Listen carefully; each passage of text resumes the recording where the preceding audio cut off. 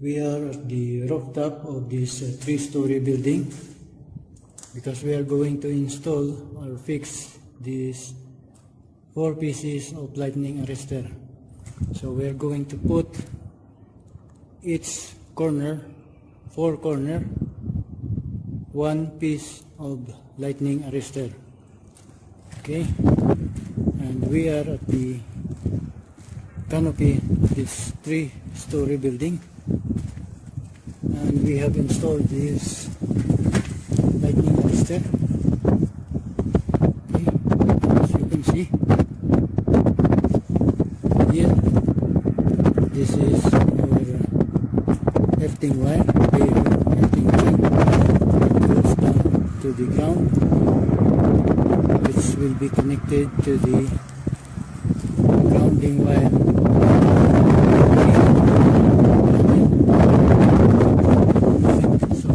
First one,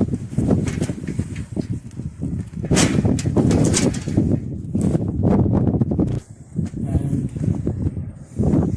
here is the second one. See this bare earth wire goes down to the, also connected to the grounding cable at the panel board.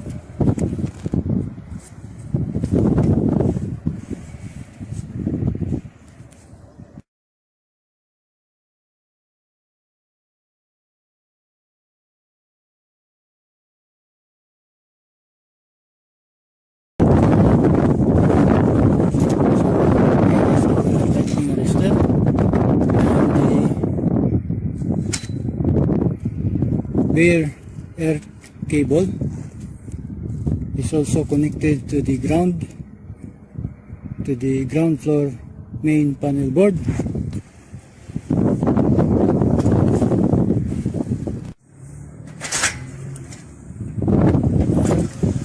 The fourth lightning arrestor.